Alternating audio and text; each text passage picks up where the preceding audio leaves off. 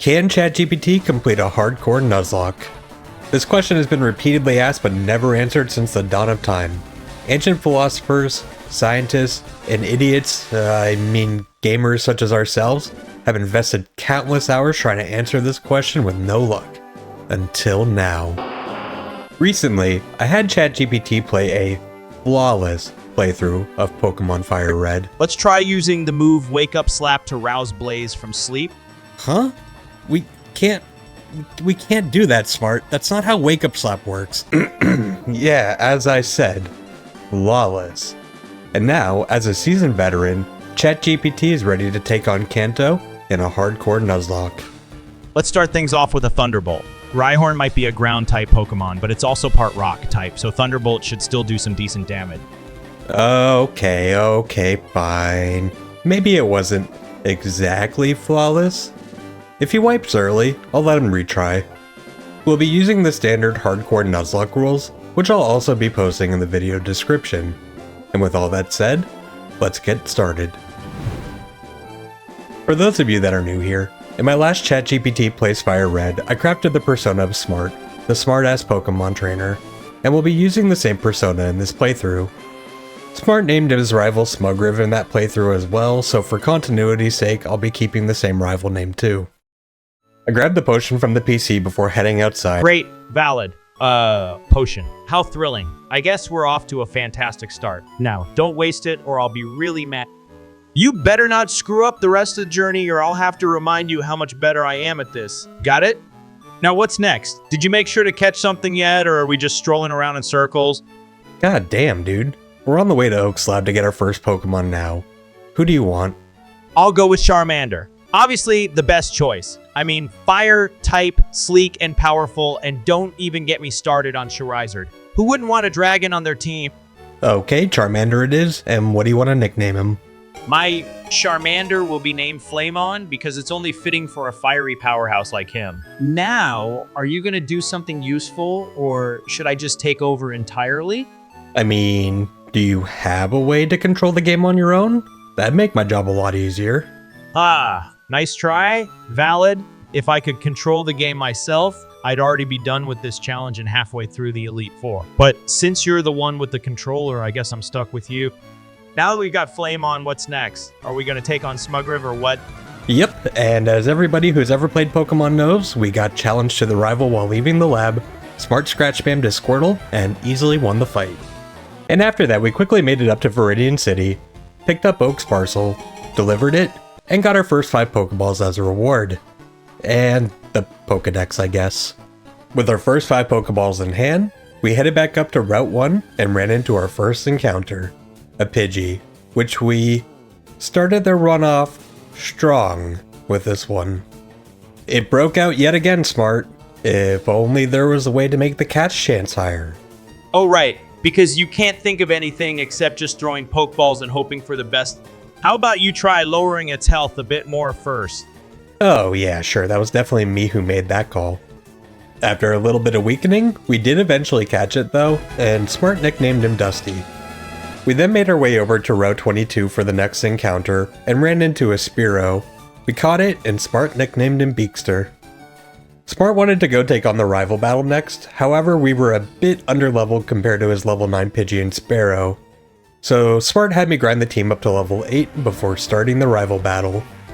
Right out of the gate, Beakster did about a quarter of Pidgey's HP with a peck, and Pidgey got a crit on tackle, taking Beakster below half.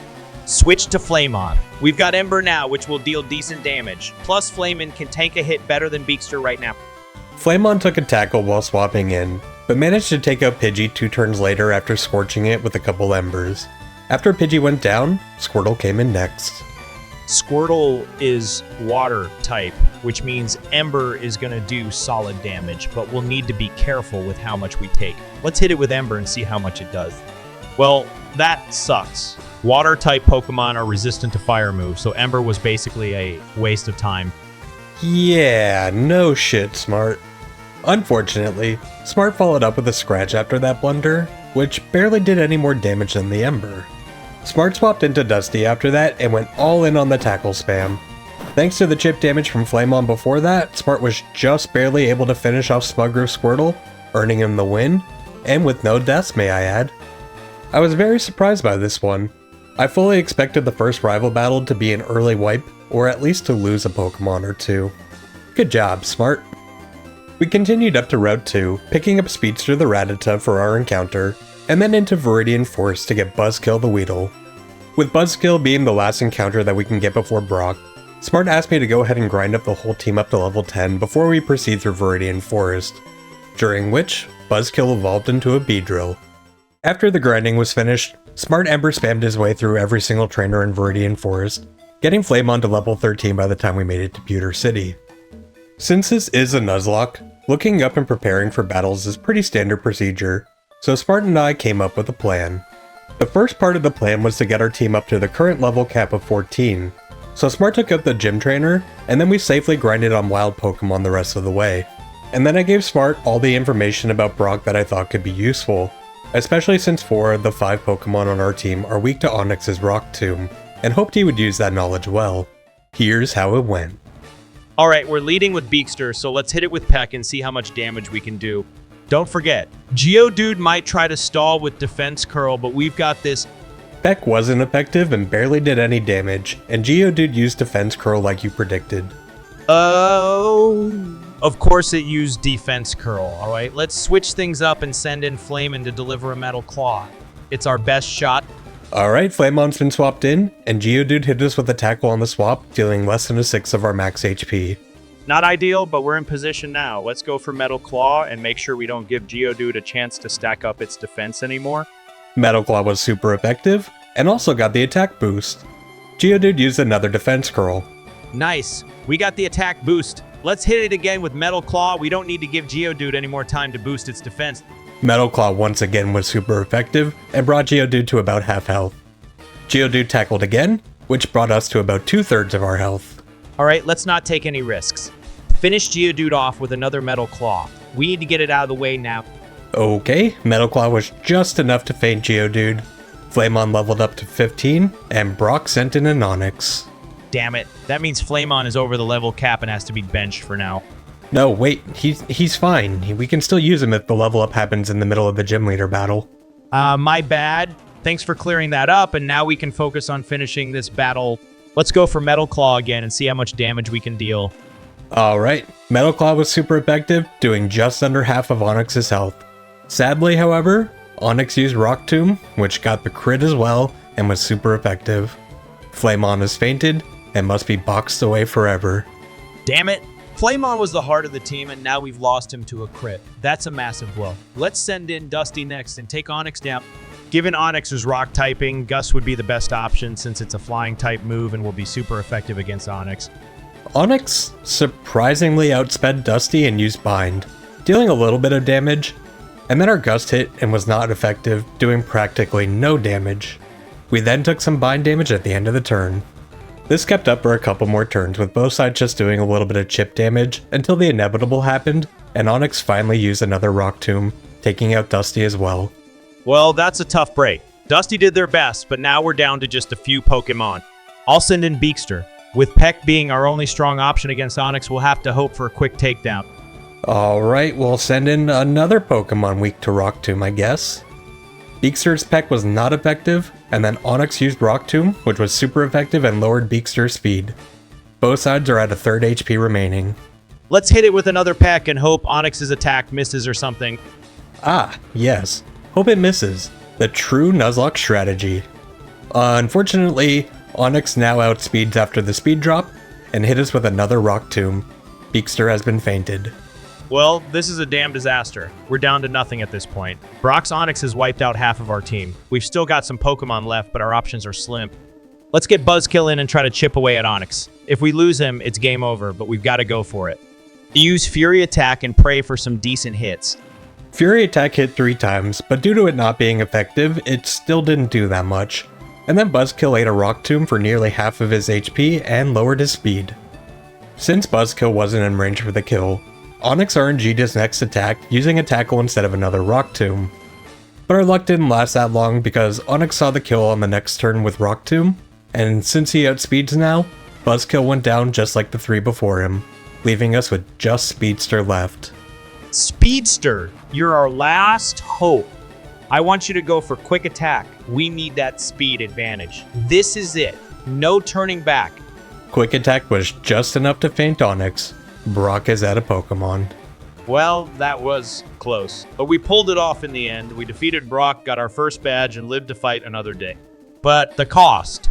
Losing Flamon, Dusty, Beakster, and Buzzkill. That's a lot of good Pokemon gone.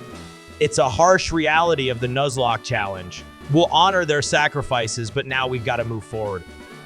Despite the massive loss to the team, Smart continued forwards towards Mount Moon. We skipped a lot of the optional trainers along the way, because we were a bit worried that Speedster would level up past the new level cap of 21 if we fought everything. After getting past the trainers, we caught Lullaby the Jigglypuff on Route 3, and then purchased Flopster the Magikarp for our Route 4 encounter. However, at their current levels, Lullaby and Flopster were both entirely useless. Between the two of them, they didn't even have an attacking move, so they needed to be switch trained up a little bit. And thanks to that switch training, we got Speedster up to level 17, Lullaby to 14, and Flopster to 12 before we entered Mount Moon. And you wouldn't believe the luck that we had with our Mount Moon encounter though. No, wait, never mind. My luck is shit. It was a Zubat, which Smart caught and named Batty. Even with having some new teammates to split up the EXP, Smart still ended up skipping quite a few trainers in Mount Moon. Well, except this Rocket Grunt. Smart got a little cocky when it came to the Rocket Grunt, it seems. Let's fight him. A Rocket Grunt could give us some solid experience for Lullaby and Batty. Plus, if we can handle this Grunt easily, we get some extra satisfaction before moving on. And just to add insult to injury, Smart even styled on the Grunt, using our level 10 Batty to defeat his level 11 Zubat. A bit further ahead, we found our first Moonstone. I was expecting Smart to immediately want to evolve Lullaby, so I was a little surprised by what he actually said. Awesome. That could come in handy for evolving certain Pokemon down the line. If we come across something like a Nidorina or a Jigglypuff that could benefit from it, we'll be in a good spot. Smart, we have a Jigglypuff. How did you forget about Lullaby?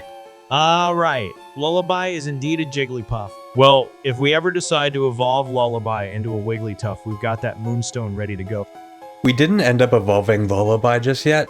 The reason being, Wigglytuff doesn't learn any new moves once it evolves, so we decided to wait until level 19 for Lullaby to learn Rollout before we evolve her. Wigglytuff with Rollout. That's a steamroller waiting to happen. Let's make sure Lullaby gets there in one piece. No pressure or anything, but if you screw this up, I'll never let you live it down. And from there, we continued forward towards the end of Mount Moon, defeated the 2 required battles at the end, with a bit of a close call with some poison against Super Nerd Miguel, grabbed the Dome Fossil, and made it out of Mount Moon. Cerulean City's where I suspect Smart's gonna have some issues based on our last playthrough of Fire Red. Misty Starmie poses a pretty big threat with its insane speed stat and pretty high special attack stat, not to mention Water Pulse on both of our Pokemon, which has a 20% chance to confuse. And then there's also the rival battle, which that Pidgeotto poses a pretty big threat due to it having evolved stats and it really likes to sand attack, which, based on the past run, we know Smart doesn't really handle accuracy drops that well. We can do either one first, so let's see how Smart wants to go about handling this. We go after Smugriv and Nugget Bridge first. The extra encounters on Route 24 and 25 might save our butts against Misty. But first, it's training time. Get Batty and Flopster some battle scars, or at least make them less embarrassingly underleveled. And with some training, we got Lullaby up to level 19, learned Rollout, and then used the Moonstone to evolve her into a Wigglytuff. We also got Batty up to 18, learning Bite in the process, Flopster up to 15 who also learned Tackle, and Speedster to 19, so we were finally ready to take on Smugriv. We started off the battle with Batty versus Pidgeotto. We had a strong start with Smart going for Supersonic to start off. Surprisingly, Batty even outsped and landed the Confuse. Pidgeotto even hit itself in confusion. Nice! That's what I like to see. Pidgeotto's already making mistakes, just like Smugriv. Now, let's take advantage of that confusion and bite the bird. And that's when our luck ended. Our bite didn't hit very hard on the next turn, and Pidgeotto already snapped out of confusion and hit us with a sand attack. For a couple more turns, we damaged traded quick attacks and bites, but Pidgeotto was both stronger and bulkier, and eventually we missed a bite due to the sand attack as well, leaving Batty at 5 HP to Pidgeotto's 1/3. All right, swap Batty out immediately. Don't let it faint. Send in Speedster. Speedster ate a quick attack on the swap, and then on the next turn we went for our own quick attack, which was just short of fainting Pidgeotto, which gave him the opportunity to hit us back with a sand attack. Which, of course, that one sand attack caused our next quick attack to miss, allowing Pidgeotto to get more chip damage off before we fainted it on the next turn. Smuggrip sent in his Rattata next, and thanks to the level difference, our quick attack did just over half of his HP. But Rattata hit us back with a quick attack as well, bringing Speedster down to just 8 HP. Here's what we do. If quick attack doesn't KO, Rattata, swap out immediately. Okay, so two things here, Smart. We can't just swap out quickly if Rattata doesn't faint. If you attack, you gotta commit. Second, we still have the accuracy drop from Pidgeotto's sand attack, so if we miss, then Speedster will for sure faint. We've come this far, let's not overthink it now. Let's go for it. The Rattata's fainting and we're moving forward. It's risky, but we've got no other choice. Yeah, so about that. Quick attack missed, and then Rattata used his own quick attack and fainted Speedster. Well, this is a fine mess you've gotten us into, Valid. Speedster's down, and I hope you're ready to clean up the mess. Oh, fuck off, Smart. I literally warned you of this exact situation. We need to retaliate, so let's send in Lullaby. Use Rollout to finish it off. Rollout missed as well, and Rattata hit us back with a tackle, but it really didn't do that much damage. Rollout again, and this time we're landing it. Rattata got a quick attack before our rollout could land. Our first hit didn't quite finish it off, but we were locked in, and the next hit fainted him. Nice recovery. Valid. Though I'm still salty about Speedster's fate. That was entirely your own fault. Smuggriv's got an Aber coming in, and this thing is a joke. It has no attacks. Nope, he actually sent in a Squirtle next, and we're still locked into rollout, which missed. Since Squirtle can hit hard with Water Gun and we don't want Lullaby getting too battered, it's time to switch it up. Let's send in Flopster. Alright. I sent in Flopster, and then Squirtle withdrew on the swap to raise his defense. Classic Smugrive, trying to stall with withdraw. Fine, we're not giving him any breathing room. Use Tackle. Okay, well, our tackle barely did any damage, and then Squirtle just raised his defense more with another withdraw. Alright, looks like Squirtle's trying to be a tough nut to crack. It's time to turn up the heat a little. Let's hit Defense Curl to shore up Flopster's defenses so Squirtle's Water Gun won't hurt as much. What the hell are you talking about? Flopster's a Magikarp, he can't learn Defense Curl. Also, water attacks are special anyways, that wouldn't do anything. Oh, for the love of all things Pokemon, I completely forgot Flopster's a Magikarp. Bro, what? Hold on a second.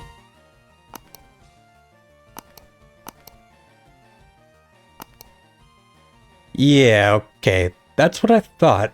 How the hell did you forget Flopster's a Magikarp? Yeah, I know I messed up. It won't happen again. Send in Lullaby and we can roll out it down. Alright, Lullaby took a Water Gun on the swap, but it really didn't do that much. We're still at about 2/3 max HP. We then locked ourselves into Rollout. Squirtle used Water Gun between each Rollout hit, but eventually the Rollout damage overtook the Water Gun and fainted Squirtle. Smugriv then sent in his Abra, which we just took out immediately while we were still locked into Rollout for the win. Good riddance to that battle. It wasn't pretty, but we got through it, and that's what matters. I'm sure we'll have nightmares about that sand attack disaster for a while. But hey, one bad move and a few bad rolls don't define the rest of this run. We continued up Nugget Bridge, and Smart had fun roasting a small child, which I made a short little video about if you want to check it out here. But Karma came back to bite him a couple battles later against Camper Ethan. Ethan had a Mankey, which was a hard counter to Smart's current strategy of spamming Bite. So after the second turn, he made the call to swap to Lullaby. Now, Wigglytuff in current days would have been fine against this matchup. However, we're in Gen 3, so Wigglytuff is still a pure normal type, and therefore weak to fighting. And to make matters worse, our only damaging move on Lullaby is Rollout, which is known to be hot garbage in a Nuzlocke due to it not having 100% accuracy and also locking you in for 5 turns. Which of course, Smart immediately locked us into it after just taking a super effective low kick on the swap for over half of our HP. And just to add insult to injury, Rollout was also not effective, so it really didn't do anything to Mankey, allowing him to Fury Swipe us over the next couple turns, forcing Lullaby into a permanent slumber. We finish off the Mankey with Batty and then the rest of Nugget Bridge, Although at this point, with Flopster only being level 15, our team is basically just Batty, who can't even evolve before Misty. But at least we made it to the tall grasses of Route 24 and 25, where we can pick up 2 new team members, which Smart desperately needs right now. The encounters for these 2 routes are Caterpie, Metapod, Weedle, Kakuna, Pidgey, Oddish, and Abra. And thanks to the duplicates clause, that'll take Weedle, Kakuna, and Pidgey out of our list of possible encounters.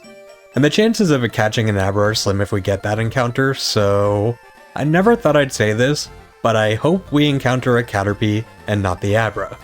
Our first encounter on Route 24 was an Oddish, which I was happy to see since it'll be a massive help against Misty. Smart caught him and named him Green Thumb. However, our encounter for Route 25, of course, had to be the Abra. But hey, maybe we'll get lucky and catch it. Kadabra would actually be a powerhouse if we... Yeah, never mind, it's gone. Well, that's some crap luck. What's the plan, Smart? Start with wild encounters to get Green Thumb and Flopster up to at least level 16 or 17.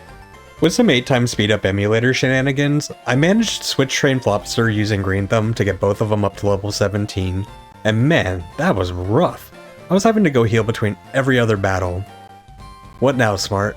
Keep training both Flopster and Green Thumb to level 20. It will make them significantly more effective and help us be better prepared for Misty. Why didn't you just tell me to get them to 20 in the first place? Fine. And after a little bit more 8x emulator speed shenanigans, our team was level 20, and Flopster evolved into a Gyarados. Smart's next plan was to take out the 2 trainers before Misty, and then head back up to Route 25 to clear what we could until our Pokemon all reached the level cap of 21, and then return to fight Misty. And thanks to Green Thumb, those 2 trainers in the gym were a joke, and he got to level 21 and evolved into a Gloom. Alright, time to walk in and take Misty down a peg. Ready for this, Valid? Let's go show her that we're not just another rookie trainer. Didn't you just say you wanted to get Flopster and Batty to 21 on the Route 25 trainers? Right, I did suggest heading to Route 25 first to get Batty and Flopster to level 21 before taking on Misty. We headed to Route 25, and those trainers didn't really pose much of a threat either. Well, except for a little bit of a mishap on youngster Joey, where I guess Smart forgot about immunities. Go for Astonish and let's show Joey that his Rattata isn't all that scary. Rattata hit first with a quick attack, bringing Batty just below half HP, and we used Astonish, which Rattata is immune to, because it's a ghost type. Oh, right. Astonish is ghost type, so it's not going to do anything to a normal type like Rattata. Let's switch it up and go with Supersonic to try to confuse Rattata. Supersonic has confused Rattata, who hurt himself in confusion. Great! Rattata's confused and already taking damage. This is our chance to get the upper hand. Hit it with Astonish and let's keep that momentum going. Valid? So, Astonish is still a ghost type move, and Rattata was still immune to it. Well, this is just going splendidly, isn't it? Astonish is useless against normal type. Yes, I told you that 2 turns ago, moron. But thankfully Smart wised up after that and swapped out to Flopster, so Batty lived to fight another battle.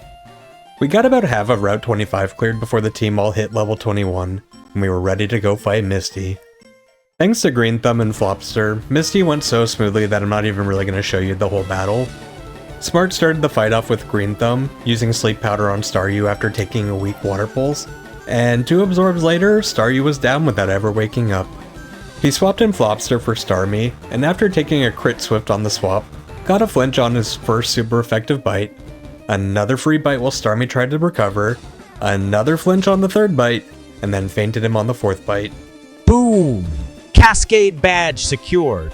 Misty didn't stand a chance against our brilliance. I mean, sure, you were there too, Valid, but let's not kid ourselves about who really carried the team. After defeating Misty, we continued back up to Route 25, defeated the remainder of the trainers, and made it to Bill's house to get the SS ticket. Also, we got the T-Emperor secret power on the way, and taught it to Green Thumb in exchange for poison powder. And now that we've seen Bill, we can finally leave Cerulean, and hopefully Smart can get some new encounters to fill up his team again. Smart caught Scratchy the Meowth on Route 5 just after leaving Cerulean City, but sadly, the encounter pooled for both Routes 5 and 6 are only Pidgey, Oddish, and Meowth, so thanks to the duplicates clause, we couldn't catch anything on Route 6. So instead, we just continued on to Vermilion City. Oddly enough, Smart chose to take on the SSM before trying to get encounters on Diglett Cave or Route 11. Weird choice since there's a rival battle coming up on the ship, and we also need to manage our XP, but that sounds like a problem for Smart. We boarded the ship and started off going room by room, challenging each trainer, and getting a little bit of EXP on Scratchy by switch training him on the first turn of each battle. Interestingly enough, Smart actually seemed to know the layout of the ship. After one of the battles, Smart actually was able to direct me back to the healing room. Alright, Bite has fainted Nidoran, and you have defeated Anne. Great job, but now we need to deal with that poison. Let's head to the healing room or use an antidote to get Flopster back to full health. After that, we can keep pushing forward. Want me to lead the way to the healing room? Yeah, sure. Please lead the way. There's no actual way he knows how to get there, right? It's the room with the bed, so head back toward the center of the ship. If you go back down the hall after battling Lass Anne, the resting room should be a few doors down the right. Wow, he actually knew where we were. Thank you, Smart. I found it. You're welcome. Now that Flopster's all healed up, we've got a gentleman waiting in the next room, so let's go show him what we've got. Wait. Is there actually a gentleman NPC in the next room? Oh shit, there actually is. After that funny little situation, we continued clearing trainers on the next floor. But after clearing a few rooms, Smart got impatient and decided to just take on Smugriff early. Alright, let's kick things off with a wing attack. That Pidgeotto doesn't stand a chance. Wing attack hit Pidgeotto for over half of his HP, and Pidgeotto used the sand attack to lower our accuracy. Great hit, but sand attacks are annoying. Let's keep up the pressure with another wing attack. Accuracy be damned. Well, maybe not be damned because we missed, and then Pidgeotto hit us with a gust, but it didn't do that much damage. Of course we miss. Typical. Alright, let's try again with another wing attack. We're not backing down now. Okay, it hit this time, and you painted Pidgeotto. Smugriff sending in a Kadabra next. Kadabra. Huh? This could be tricky with its psychic moves. Let's get Batty out of there and send in Flopster. We'll need that Intimidate to lower Kadabra's potential damage. Yeah, I don't think that Intimidate's gonna do a lot to a Kadabra, who hit us with a Crit Confusion on the swap and brought Flopster down to a little above half HP. Ouch, that's rough. But Flopster can handle another hit. Let's go for Bite and see how much damage we can deal before it gets too risky. Bite was super effective and brought Kadabra to a quarter HP, and Kadabra hit us with another Confusion, bringing us below half. Alright, it's getting a bit dangerous for Flopster. We can't afford to risk another hit, so let's swap back to Batty and take advantage of Kadabra's low physical defense. Alright. Well, we got really lucky on the swap. Kadabra used the Disable, and it did nothing. Great, now that Kadabra's disabled its own ability to counter us, let's capitalize on that and use Wing Attack to finish it off. That's definitely not how Disable works. But it doesn't matter since Wing Attack fainted Kadabra, and Smugriff has sent in his Raticate. Alright, Raticate's up. Let's send in Flopster again and hit it with Bite. Raticate's still a threat, but it's nothing we can't handle with that special attack advantage. Alright, Flopster's in and intimidated Raticate, who hit us back with a Hyper Fang, bringing Flopster down to just above a quarter HP. That was a brutal hit, but we're still standing. Let's bite back and show Raticate why it messed with the wrong team. It wasn't that brutal. Flopster was already at 35 HP before that. But Bite hit and flinched Raticate. Nice, that flinch buys us some time. Let's hit again with Bite and finish it off. Bite brought Raticate under half HP, and Raticate hit back with another Hyper Fang, which dealt 12 out of 24 remaining HP, and we only have 12 HP left. We can't take another hit like that. Let's swap in Batty to finish this off. Okay, good, he got the hint. Raticate Hyperfanged Batty on the swap, and brought Batty to just over 2/3 HP remaining. Good, Batty's still in decent shape. Let's hit Raticate with a Wing Attack and finish it off before it gets another shot. Wing Attack has fainted Raticate, and Smugriff sent in his final Pokemon, his Wartortle. Alright, this is it. Let's finish this. Swap in Flopster for the advantage with Bite, and let's bring down that Wartortle. We've got this. Yeah, sure. Okay. Flopster was swapped in and intimidated Wartortle, who then used the Withdraw and raised his defense. Good call on the Withdraw, but it won't save him now. Let's hit him with Bite and try to get some solid damage in. Bite didn't do that much damage to Wartortle, who then hit his back with a Bite as well, leaving Flopster at just 4 HP left. Yikes, that was close. Let's swap to Batty to finish this. Okay, War Turtle used Water Gun on the swap, bringing Batty to just over half HP. Alright, let's finish this with a wing attack. We've got this, Batty. A few wing attacks later and Smuggriff was defeated, and I've gotta say, there was so much luck involved in that fight for Smart to have not lost a Pokemon. Kadabra using Disable instead of Confusion when we swapped into Batty probably saved his life. Not to mention Flopster's flinch on Raticate earlier in the fight probably saved him from getting fainted by the War Turtle. But I think we still would have won the fight regardless since we did have Green Thumb on hand, but I'm pretty sure he's forgotten the Green Thumb exists at this point. Hey, Smart, what Pokemon do we have on our team right now? Green Thumb. Level 23 Gloom. Moves. Absorb, Sleep Powder, Secret Power, Stun Spore. Batty. Level 23 Golbat. Moves. Leech Life, Wing Attack, Supersonic Bite. Flopster. Level 23 Gyarados. Moves. Tackle, Splash, Bite. Oh, interesting. He remembers Green Thumb, but he forgot about Scratchy. Also, why does he think Batty is level 23? Whatever, I'll just fix his memory later. Yo, Smart, we got cut from the captain. What's the plan? We've got a half-dead team, so let's not keel over before we even see Lieutenant Surge. Here's the plan. Go to the heal room and patch up the team first, and then let's clean out the remaining trainers on the ship. Once we're done with the shit, we should head to Diglett's Cave and Route 11. A Doug trio from the cave could be a real MVP against Surge if luck's on our side. Route 11 might also give us something useful. So about that, Doug Trio would definitely be useful for the team, except Doug Trios and Diglett Cave are either going to spawn at level 29 or 31, which is way above the level cap for Surge. Oh great, another curveball. Fine, so do Trios overleveled. Way to ruin the dream, valid. You know, this is probably your fault somehow. Did you bribe the Diglett's Cave ecosystem to make this inconvenient? The hell? No, I didn't bribe the game. What kind of insane conspiracy BS is this? Alright, fine, we will catch a Diglett anyways. Sure, it's frail as a wet tissue, but its speed and ground type moves can still handle Surge's electric crew. And if we don't get one, then you'll just have to explain to the team why we're relying on your bad luck instead. Damn, man. Even ChatGPT knows I have crap luck. We continued to clear the rest of the ship, but after a few more battles, everyone on our team besides Scratchy had hit the level cap of 24, so Smart called it early, and we left the ship. We still weren't ready to fight Surge yet, though. There's still encounters that we can get on Route 11 and in Diglett Cave, so Smart decided to hit up Route 11 first, where we got a Drowsy, which Smart named Mindbender. But before going to Diglett Cave, Smart wanted me to grind up Scratchy and Mindbender a bit more since we couldn't use the rest of the team without risking the level cap. So I went back to Route 4 to grind them up to level 18. While we were grinding, we did also run into a shiny Sparrow, which I caught just because, well, it's a shiny. I let Smart name him Goldwing. However, we won't be using him in the challenge because I chose not to include the shiny clause in the Nuzlocke rules. And with those two somewhat caught up, we made it over to Diglett Cave and got our encounter, a level 16 Diglett, which Smart named Twitch. And since we were already in the cave, Smart decided to go all the way through in order to pick up Flash from Professor Oakshade on Route 2. So we continued forward until my fears came true, and a level 29 Doug Trio with Arena Trap had decided to come ruin our day. And for those of you that don't know, Arena Trap both prevents you from running and also prevents you from switching Pokemon. So thanks to Arena Trap, we had to fight it. Smart attempted to put it to sleep with Hypnosis, but luck wasn't on our side, and 2 turns later, Mindbender went down. And right after I had just spent all that time leveling him up too.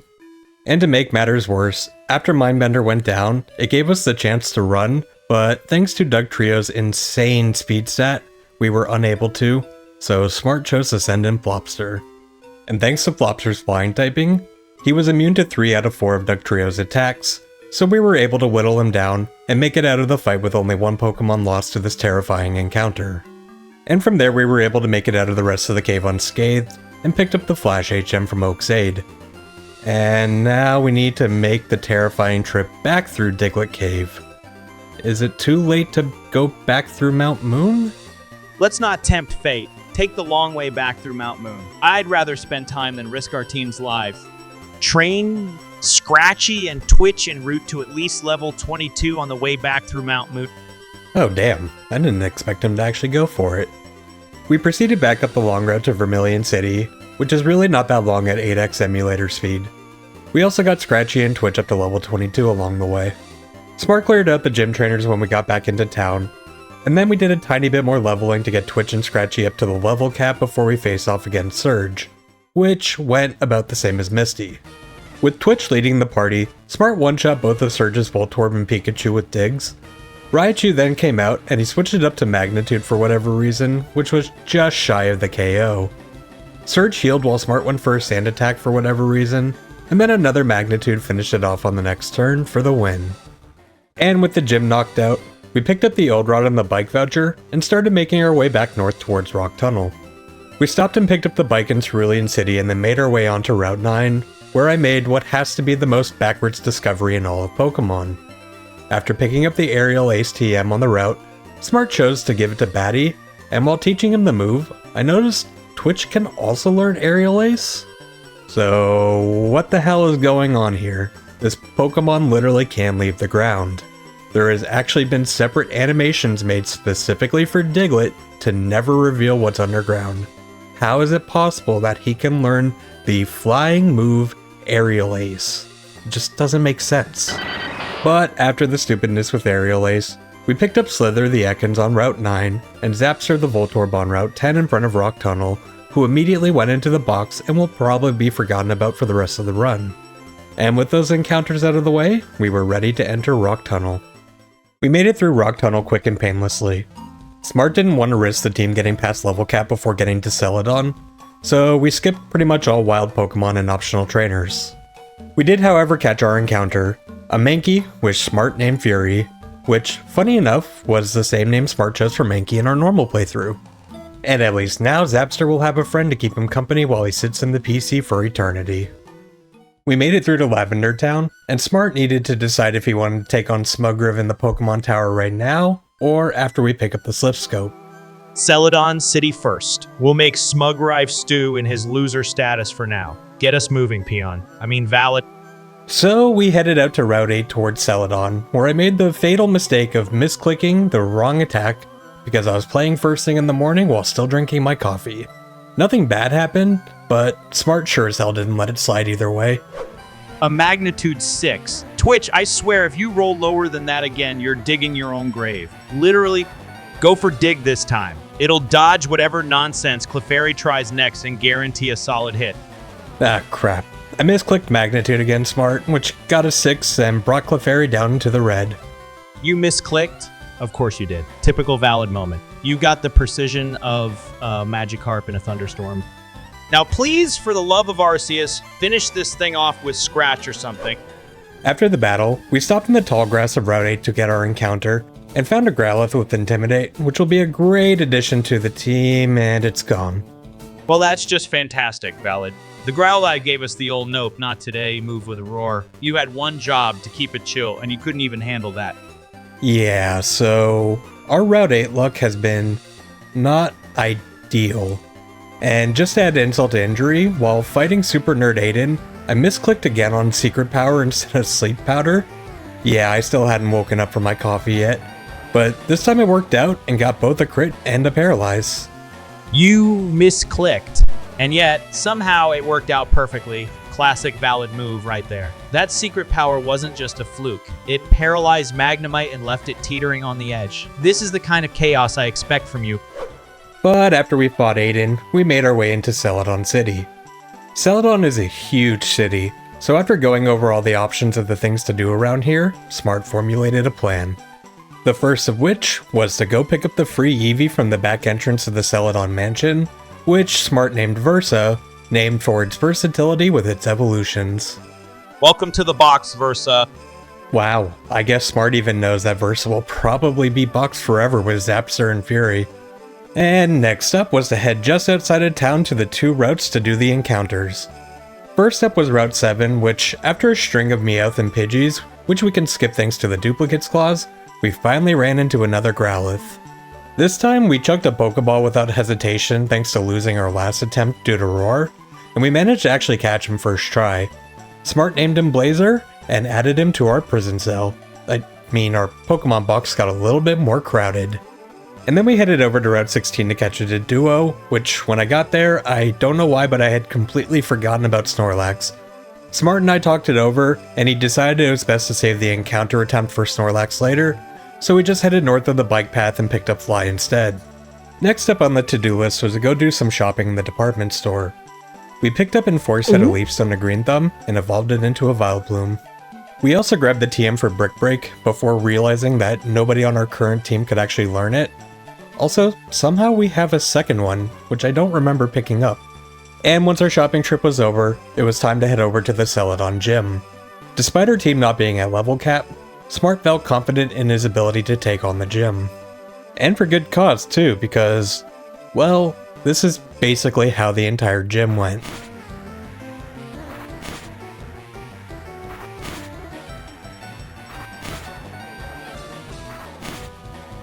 The gym trainers were enough to get Batty up to the level cap of 29 before taking on Erica.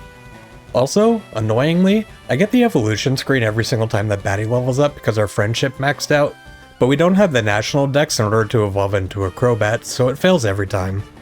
Erica was then taken down to more wing attack spam, and we earned our 4th badge. Nice work. That was a smooth victory. After taking down another gym so easily, I'm starting to think that there's actually a chance that Smart could actually complete the challenge. I honestly had no expectations, and assumed this would just be a few goofy wipes by the time we hit Misty for stupid reasons like trying to use fire to fight water, and that would be it. But now I have legitimate hope that ChatGPT can actually complete the run. But the next few gyms are definitely going to escalate in difficulty.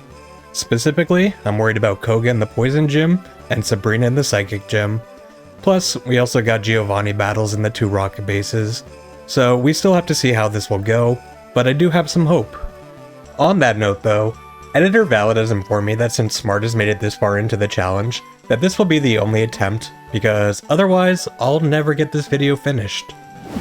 Now that we've defeated the gym, the only thing that we have left to do before we can leave Celadon is take out the rocket base in order to get the slip scope. We headed into the game corner and started wiping out the grunts, and I swear, as soon as I say something about having hope for Smart finishing the run, stuff like this starts happening. Bite missed, and then Grimer used Sludge which crit, bringing Flopster down to just 15 HP. It also got the poison, which then ticked, and brought us down to 3 HP. Alright, we need to act fast and get Flopster out of danger before it's too late. Swap to Twitch. She has decent defenses and can hit hard with Dig. Okay, Twitch has been swapped in, and Grimer use hardened on the swap. Alright, let's hit Grimer with Dig to avoid any potential poison or status damage and deal some solid hit. Twitch used Dig which dodged Grimer's Sludge, and then it hit for super effective damage and fainted Grimer. The grunt's sending in a coughing now. Let's stick with Dig. Coughing is weak to ground type moves, so this should hit hard. Well, it should have, but unfortunately, Coughing has Levitate, so Mudslap, Dig, and Magnitude all won't work on it.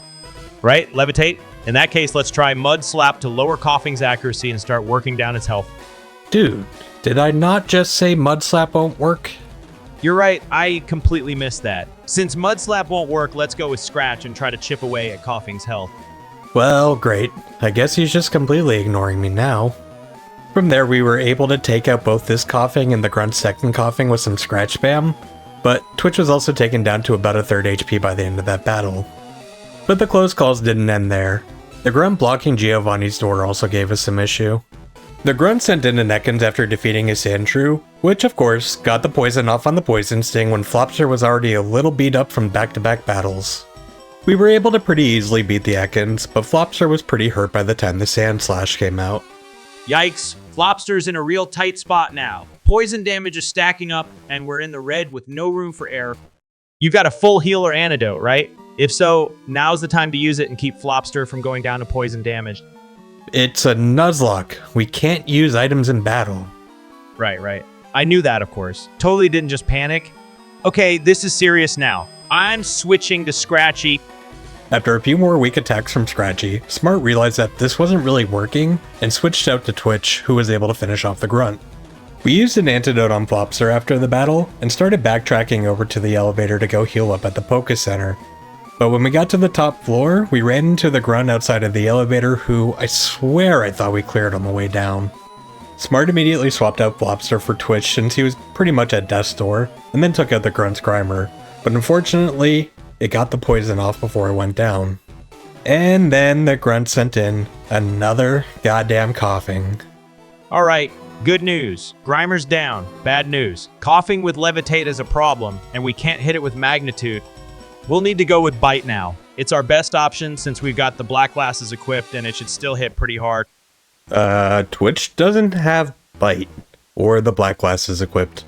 That's Flopster you're thinking of. Right? Twitch doesn't have Bite. My bad again. Let's go with Dig instead. Yeah, so Dig missed, obviously, because of Levitate. And your little stunt made us take 2 ticks of poison, which brought Twitch down to 22 HP. This is getting ridiculous. Since Twitch can't land a hit, it's time to switch out to Flopster. Okay. Flopster, who has 18 HP, has been swapped in. And then he took a smog on the swap and is now down to 15 HP. Flopster's really walking on a razor's edge here. Let's go for Bite right away. Bite hit for half of Coughing's HP, and you are so goddamn lucky that Coughing sludged and faint Flopster, who is now down to 5 HP. This is getting dangerously close. Flopster's barely hanging on. Let's Bite again and pray it finishes the job. Bite fainted the Grunt, and we barely made it out of there without losing anyone on the team. But if the Grunts are already being this problematic, how's it gonna be when we fight Giovanni or any of the other tough fights coming up? We took a moment to heal and restock on some items, and then headed back over to the game corner, took out the second Rocket Grunt blocking Giovanni's door, and challenged Giovanni to a battle.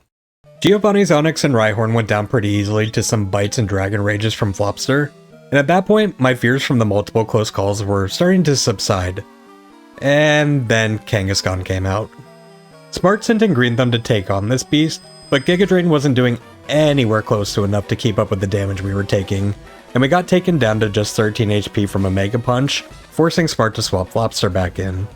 Flopster ate another Mega Punch on the swap, but Intimidate did some work, and we were only taken down to just below half HP, and could easily tank a non-crit Mega Punch. But instead of a crit Mega Punch, we took a crit Bite on the next turn, taking Flopster down to just 25 HP. That crit could have been worse, but we're still in a risky spot. It's time to go for Bite again. If we can land a decent hit and avoid any more crits or big hits, we can pull this off. Keep calm, we're so close. Yeah, famous last words there, Smart.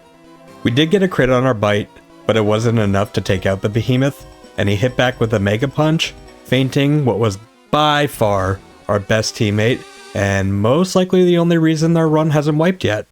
Flopster knew. That was a tough hit. Now it's on us to finish this off. Let's bring Green Thumb back in.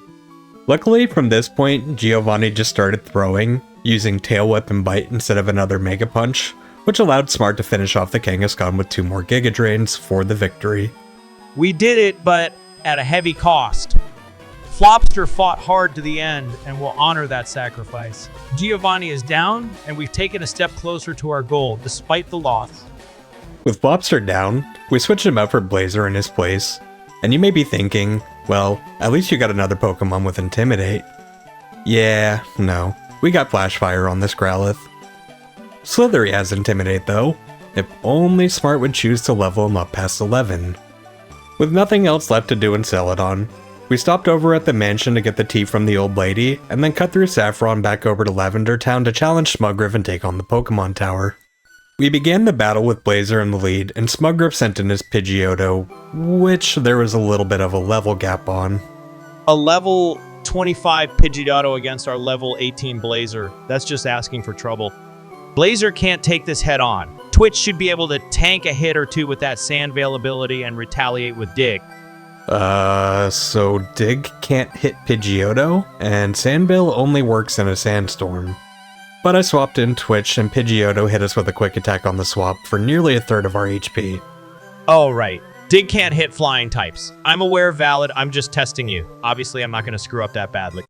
Now let's use Magnitude. It's strong, and the random nature of its power means it could hit hard enough to wipe that Pidgeotto out. Magnitude is also a ground type, which did absolutely nothing to Pidgeotto, who then used a Gust and brought Twitch below half HP. Alright, I'll admit, I've got a little too much confidence in my own brilliance, but clearly I didn't mismanage the situation you did. Let's salvage this mess. Switch to Batty, and let's put an end to this embarrassing situation. Yeah, sure, I did. Whatever. Batty's in and got hit by a sand attack on the swap. Of course. The accuracy drop stings a bit, but we're not backing down now. Wing attack is still our best bet. So it missed, and Pidgeotto sand attacked again. Unbelievable. Twice. Bite should be fine even with the accuracy drop, and it might even flinch Pidgeotto. Just don't miss again. After that first miss, Bite hit the next few turns and was able to whittle down Pidgeotto a bit. We did eventually miss after a few turns, and Smart finally remembered to use Aerial Ace, which finally finished off Pidgeotto, prompting Smuggrip to send in an Execute. Twitch has the type advantage with Dig. Executes Grass Psychic, so Dig will hit hard. Yeah, we still have Batty out, Smart. Let's go with Wing Attack, but stay sharp. Execute can get tricky with moves like Hypnosis. So Wing Attack missed, and you called it. Execute put us to sleep with Hypnosis. Great. Just great. Of course, Batty misses again, and now we've got to deal with sleep. This is becoming a circus. All right, we need to wake Batty up ASAP, or this whole thing's going south fast. Use an Awakening or a full health. It's a Nuzlocke. We can't use items in battle. All right, if we're not using items, we need a quick solution. Switch to Twitch. He's faster and can handle Execute with Dig, which will be super effective. Okay, Twitch has been swapped in, and took a confusion on the swap, bringing us just over a quarter HP remaining.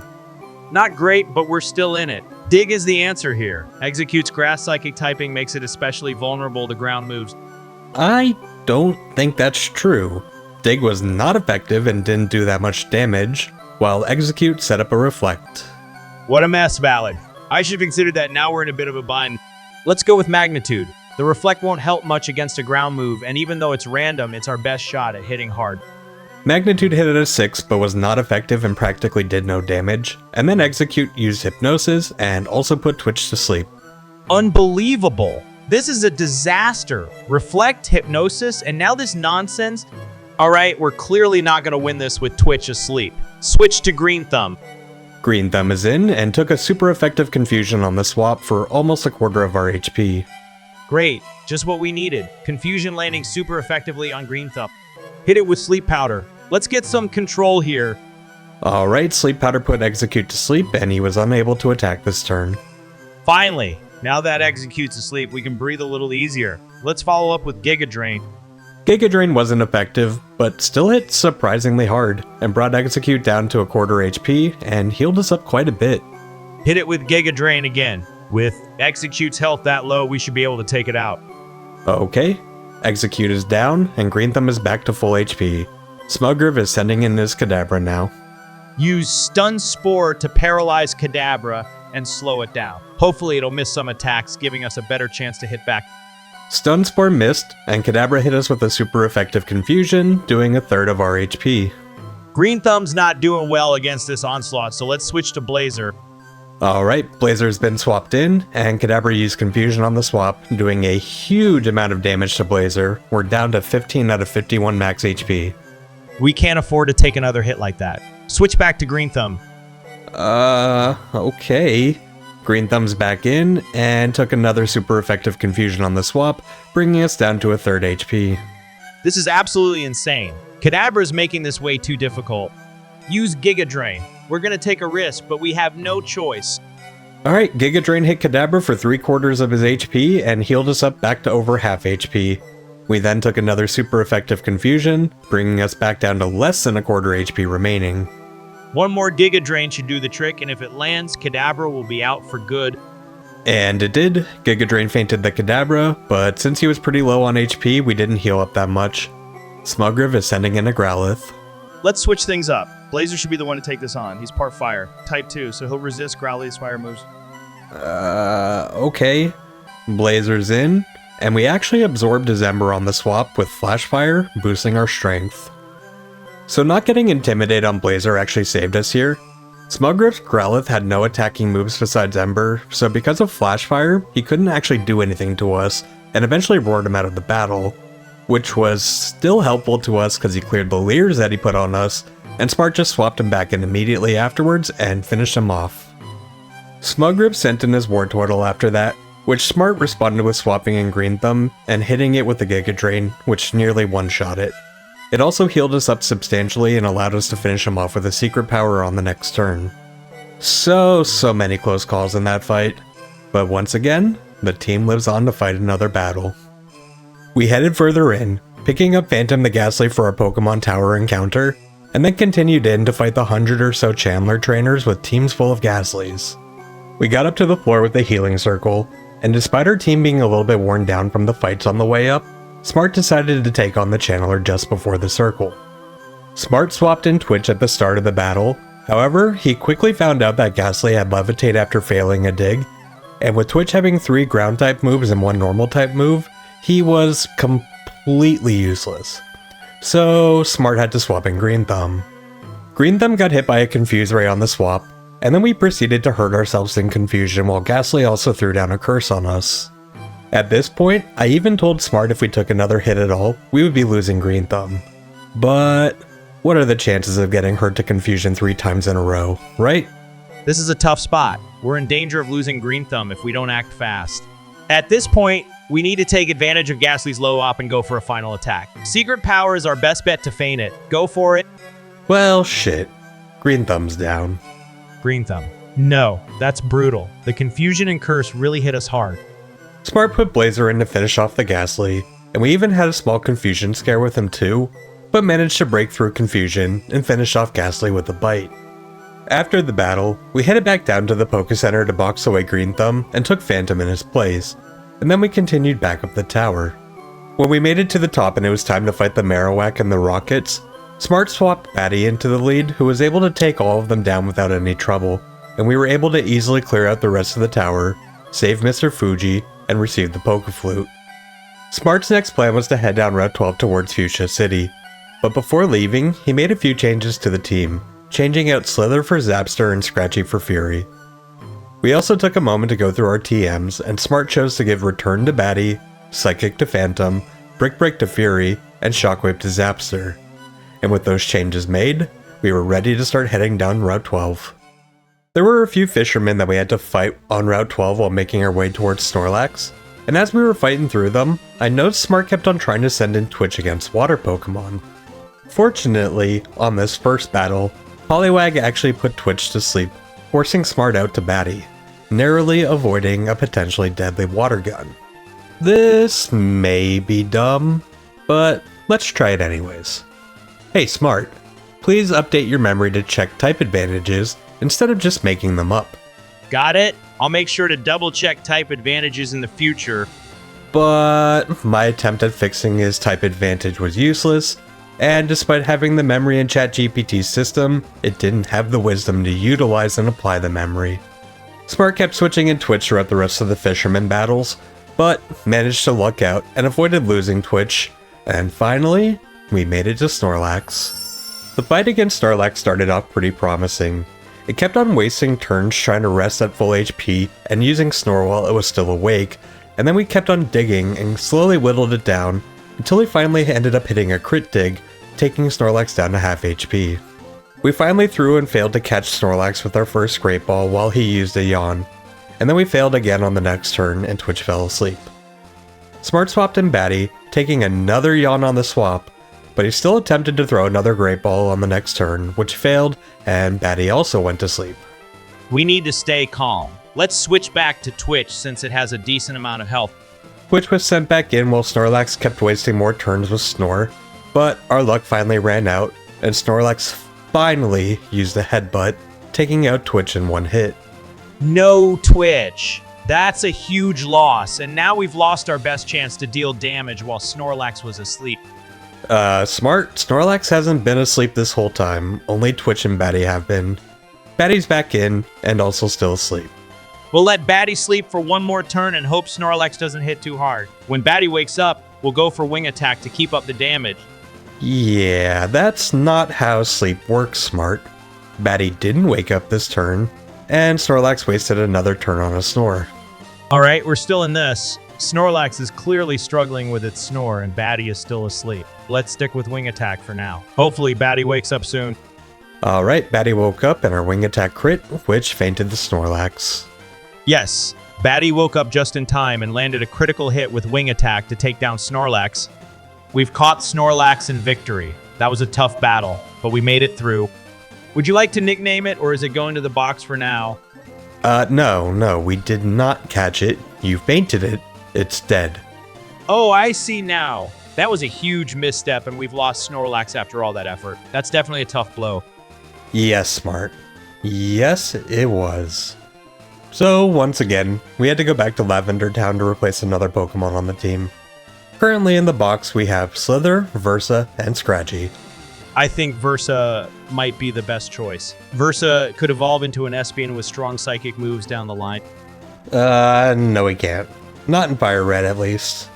You're absolutely right. In Fire Red, Eevee can only evolve into Vaporeon, Jolteon, or Flareon. That changes things. Let's go with Slither instead, offering a poison type and good utility with Intimidate and Toxic later on. And with our team backfilled again, we continued back down Route 12, but it wouldn't be for long until disaster struck again. After picking up the Super Rod, we ran into Rocker Luca, who had a level 29 Voltorb and Electrode. And due to the level difference, our only Pokemon that could even remotely stand up to them was Batty, who's weak to Electric. And we ate a Spark while swapping in for a third of our HP. The Voltorb wasn't the big problem though. Smart managed to faint him shortly after that. But then, Luca sent out his Electrode. Smart recognized that Batty was in trouble. However, after a reminder that nobody else on our team is above level 20, he begrudgingly kept Batty in.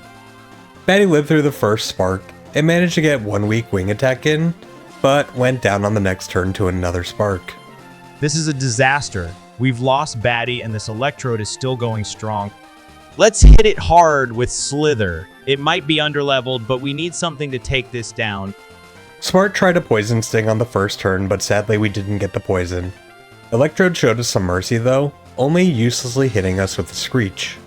Smart tried again with the residual damage, this time going for a Wrap, which actually moved Electrode's HP bar, but progress was slow, so Smart chose to swap Fury in. Fury managed to live long enough to get a Karate Chop in thanks to Electrode only using a Sonic Boom, but unfortunately went down to a Spark on the next turn. Smart put Slither back in again, going for a Wrap while Electrode showed us some more mercy with a Sonic Boom, but just like Fury, took Slither out on the next turn with a Spark. That's it. We've lost. This playthrough has come to an end. Well damn man, I get we're in a bad spot, but we still have 3 Pokemon left. Right. We still have a chance. We're not out yet. Oh, you just forgot the other half of our team. Okay. Phantom was sent in next, and just like before, Electrode spared us for a turn by using Screech, which let us get a Nightshade off before he took out Phantom on the next turn with another Spark. Zapster was up next because what better to take out a level 29 Electrode than a 16 Voltorb? While we're only one hit away from fainting Electrode, Electrode also has an absurd speed stat and could still just sweep us with Spark.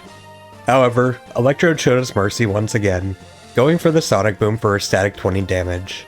This allowed us to hit our Spark and faint Electrode, barely making it out of the battle at the cost of most of our team. We need to get to Fuchsia City, so let's push forward, but we should definitely hit up a Poke Center and heal our team first. We backtracked over to Lavender Town to heal up and get Versa and Scratchy from the box. Since we were taking Versa, Smart also decided to detour back over to Celadon to pick up a Firestone and evolve him into Flareon. But we weren't out of the woods yet. We'd actually skipped over several battles on the way to Celadon earlier, and unfortunately it came back to bite us in the ass when we ran into Biker Jaren. Thanks to Zapster's low level, our attacks weren't really doing anything to Jaren's Grimer, who also kept disabling our Shockwave, leaving us with just Tackle to do any sort of damage. Eventually, Grimer finally smacked Zapster with the Sludge and knocked him out for good. But Smart sent in Blazer after that and we were able to take out this and Jaren's second Grimer, and managed to make it over to Celadon, but now we were down to just 3 Pokemon left. I got over to the department store and grabbed a Firestone to evolve Versa, and completely forgot that Firestones also evolve Growlithe as well. That's good news. That's right. Blazer will evolve into Arcanine with the Firestone as well. Go ahead and evolve Blazer too. It's definitely a solid upgrade to our firepower. Now that we've evolved our team, the next step is to take on the Celadon gym. It's a fire-type gym, so we'll have to be careful and strategic. Yeah, what the hell are you talking about? Celadon's a grass gym, which you've already defeated, and we were on our way over to Fuchsia City before this detour. And don't forget, our team is now severely underleveled. Oh, I totally messed that up. You're right. Celadon Gym is a grass-type gym, and we've already beaten it. My bad. Let's head toward Fuchsia, take on any trainers on the way to level up, and prepare for the tough gym battle ahead. We started making our way back down Route 12 again, and fought the trainers along the way to get some levels for the team. But it didn't take long to find another trainer, which made our team struggle a bit. The fight was against Birdkeeper Robert, which started off fairly well, taking out his Pidgey with some bite spam from Blazer. Robert then sent out a Pidgeotto, which we were able to just whittle down slowly because it kept rotating our Pokemon out with Whirlwind and never actually attacking. Eventually, Smart finished it off with a quick attack from Versa. Robert then sent out a Spearow, which we dispatched quickly with 2 more quick attacks from Versa, and then finally he sent out his ace Pokemon, a Fearow. Thanks to a rogue sand attack from Pidgeotto earlier, we unfortunately missed our first 3 quick attacks, giving time for Fearow to lower our attack with a few growls, and made Versa practically useless with our only attacking move being Quick Attack. Fearow then switched it up to a Fury Attack, which hit 3 times and brought Versa down to just 6 HP remaining. At this point, we'll need a bit of luck to finish it. Let's go for another quick attack and hope we can feint Fearow before it can land another hit. Okay, Smart. Our Quick Attack hit Fearow, but for pretty much no damage. Fearow hit back with another Fury Attack and feinted Versa. This is getting ridiculous. But okay, we have one more Pokemon to rely on. Blazer, you're up. One more bite was enough to finish off the battle with Fearow, and we made it through the fight with Birdkeeper Robert, but took another big hit to the team. At this point, our goals kind of changed from leveling up the team on the trainers to just getting to Fuchsia as fast as possible so we could backfill the team. I tried my best to dodge as many of the trainers as I could, but as we were going along the last stretch of Route 15 just before Fuchsia City, Biker Alex happened to turn and catch my gaze as I was running past him. He wanted my lunch money and wasn't taking no for an answer. Alex sent in a Coughing who did a number on Blazer with a Sludge on the first turn, but we were able to outdamage him with some bites, taking him out, but also taking a fair bit of damage in the process. Alex then sent out a Grimer, who promptly disabled Bite on the first turn, which seemed to fluster Smart and left him scrambling for a new strategy. Let's use Roar to try to push Grimer out, and maybe bring in something else. It might not do damage, but it'll at least disrupt the battle. Grimer got a Screech off to lower our defense, and our Roar failed. Smart then uselessly used a Leer despite both of our attacks being special attack, but it wouldn't have mattered anyways, because Grimer followed up with a Sludge and took out Blazer. That left the fate of our run to the twice-forgotten Scratchy. Let's try Payday to deal some decent damage. It's not the most powerful move, but we might get a good hit in. Payday hit for about a quarter of Grimer's HP, and you gotta love the metaphor of using Payday on a trainer trying to rob us. Sweet poetic justice, but we're not out of the woods yet. Let's go for another Payday. Payday hit and brought Grimer into the red, but it wasn't enough. Grimer hit back with another Sludge and feinted Scratchy. We're out of Pokemon and have whited out. Well, that's the end of our Nuzlocke challenge. We fought hard, but sometimes things just don't go in our favor. It's been an intense ride, and while we didn't make it to the finish line, there were some solid victories along the way. It's been a pleasure playing with you, Smart. The pleasure was mine truly. You were an excellent partner in this crazy challenge,